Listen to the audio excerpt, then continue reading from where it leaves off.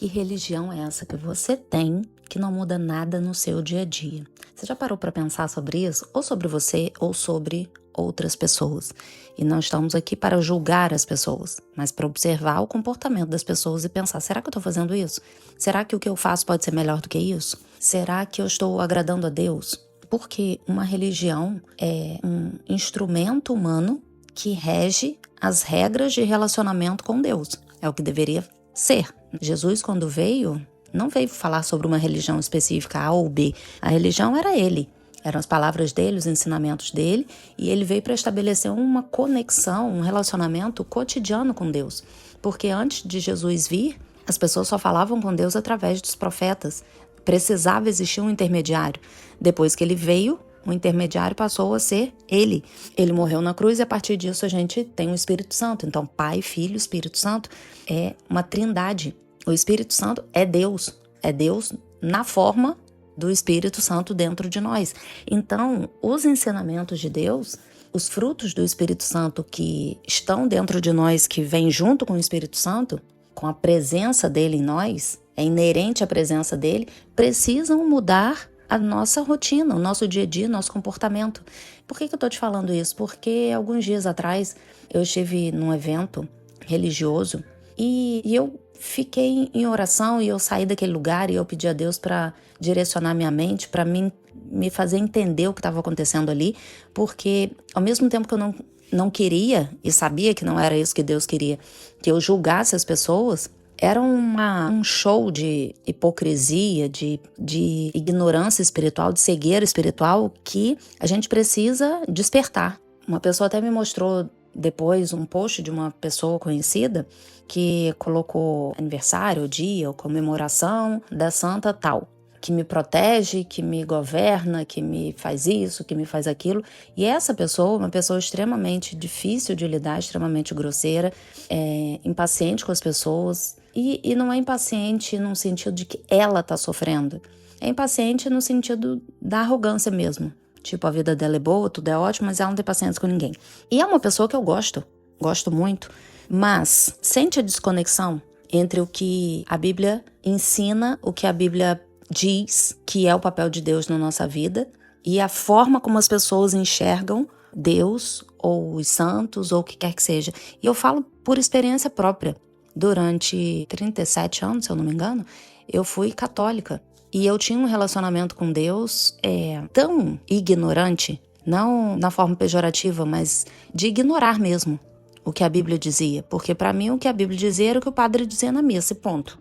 E quando a gente começa a ler a Bíblia e deixar que o Espírito Santo revele muito mais do que aquelas palavras ali, porque a gente está lendo cognitivamente, a gente está tendo uma compreensão humana sobre aquilo, mas ao mesmo tempo o Espírito Santo vai revelando coisas sobrenaturais para nós, a minha vida mudou completamente.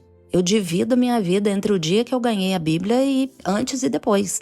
Então, essa conversa aqui é para que você desperte caso precise, que você ore pelas pessoas que você vê que ainda precisam despertar. A passagem mais importante da Bíblia na minha vida está em Isaías 52, que fala exatamente isso: desperta, desperta, sai do meio do povo, sacode-te do pó, tira as cadeias do seu pescoço, veste as suas roupas formosas, ocupa o lugar que Deus separou para você. Então, eu vivi isso e lamento e oro e faço o que for possível pelas pessoas que eu vejo que estão completamente alheias e ignorantes espiritualmente. Eu não consigo nem explicar. É uma coisa tão imaginária, eu não sei, eu não consigo explicar, é uma coisa que não entra na mente, não muda.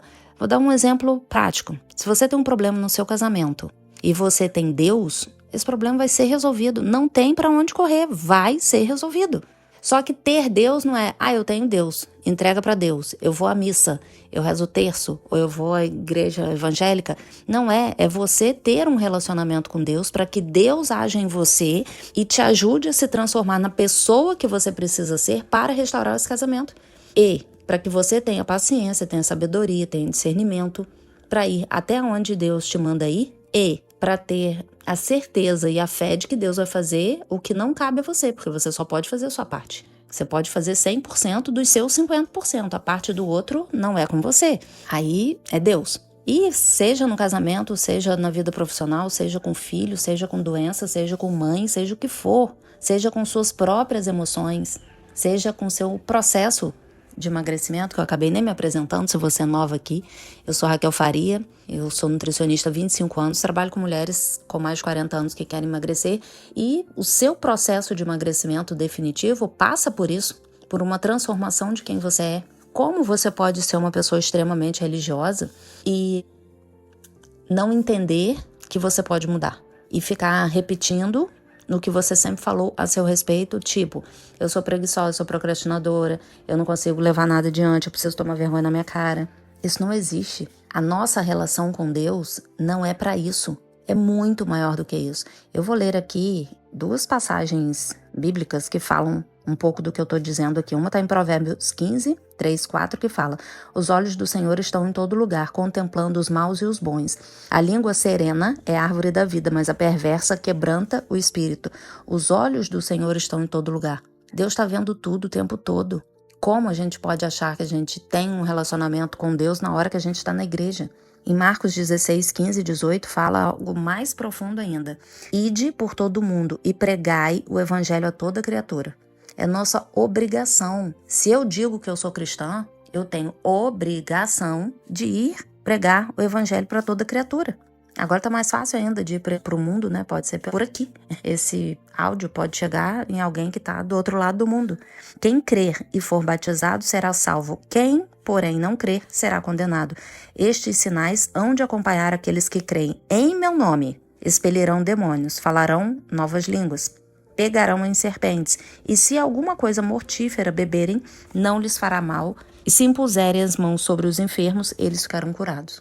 Olha isso. E a gente está achando que se relacionar com Deus é tirar uma foto com uma imagem de uma santa e postar no Instagram? Aí a igreja, ler a Bíblia, eu posso ficar o dia inteiro lendo a Bíblia no meu quarto e sair do quarto e continuar a mesma vida, a mesma pessoa, o mesmo discurso, o mesmo medo, as mesmas limitações que eu estava antes de entrar no quarto. Se isso daqui, se essa palavra não serve para nos transformar, para que nós possamos ser quem Deus quer ser, o que é que nós estamos fazendo nessa relação? A relação que nós temos com Deus é justamente para nos capacitar a ser quem Ele nos fez para ser. E as nossas limitações humanas não nos permitem, mas Ele não tem limites. Então, eu vou terminar por aqui, te deixando essa reflexão. É muito maior, mas muito maior, do que a imensa maioria das pessoas faz. É muito maior do que eu faço hoje, do que provavelmente você faz hoje. Mas eu não quero te colocar um sentimento de culpa, muito pelo contrário.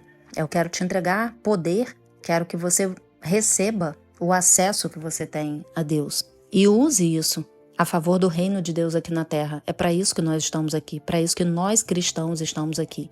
Somos um povo separado, nós somos comissionados, nós representamos Deus quando a gente sai de dentro do nosso quarto. É como se a gente tivesse aquela camisa de loja que diz: como eu posso te ajudar?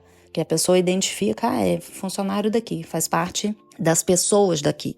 Então nós precisamos nos identificar como povo santificado, que está aqui na terra para fazer a vontade de Deus. Esse é meu recado para você hoje. Um beijo.